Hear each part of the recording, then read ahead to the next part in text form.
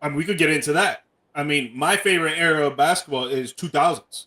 I don't know what yours is, Young, but Hey, look, I think my favorite era, just to be totally honest, would be the 80s and 90s. I'm going to be 50 this year. So I grew up watching Isaiah Thomas. Charles Barkley was my home team favorite player.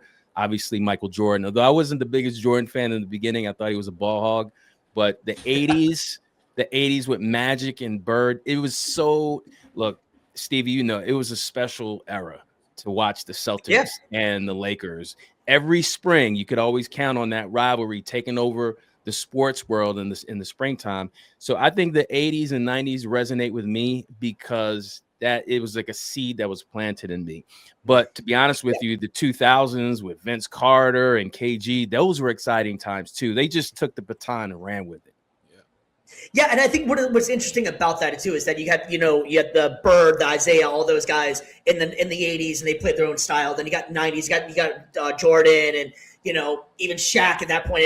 But then the 2000s just went a different direction. I think that they started really to showcase how much of these guys are athletes. And Jordan, for as great a shape as he was and all that stuff, he could fly and all that, but he was one of the only guys I feel like that really was showcasing that athleticism.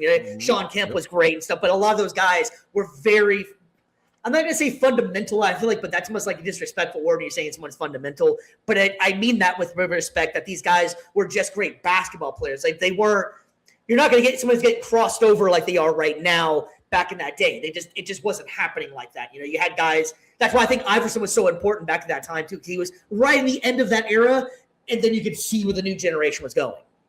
Yeah. As a Philly guy, I'm sure you were all about that.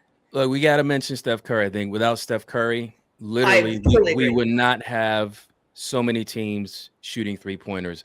And it is so frustrating because we all love the game. And then you got guys holding on to the past, talking crap about the new game, and then the younger guys taking a dump on like the older guys. And it's like, look, what has changed is the shooting. Everyone is shooting now. The centers are shooting, forwards are shooting, point guards. Like you got 6-8 point guards. That's the norm now. So the evolution has brought us to where we are now. And I'm kind of the guy with my podcast, NBA Now and Then. We try to, appreciate the game and enrich the game because it's not going anywhere. Like they're not getting rid of the 3-point line. I'm sorry. So get used to guys shooting a bunch of threes and just hope that they go in more than they do not.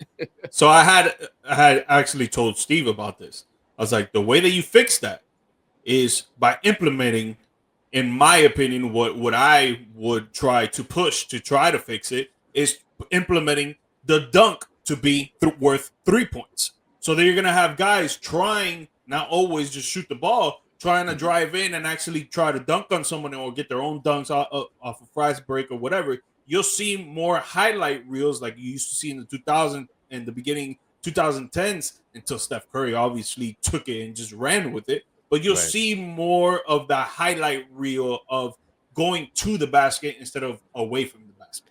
I haven't heard that one yet, G Mike. That seems it seems interesting because now if you've increased the value of a dunk to 3 points, now there has to be more defense played, especially in the paint. That could be a byproduct of something good. I don't know if it ever. Welcome to Views in the Stands, man. Right? Yeah, Adam Silver, where you at? No, you need to fix a lot of stuff in the NBA right now. No, Adam Silver's listening right now. He's not worried about all the celebrity game and stuff. He's checking out Views in the Stands because he knows we got both our podcasts on. So we already know he's listening.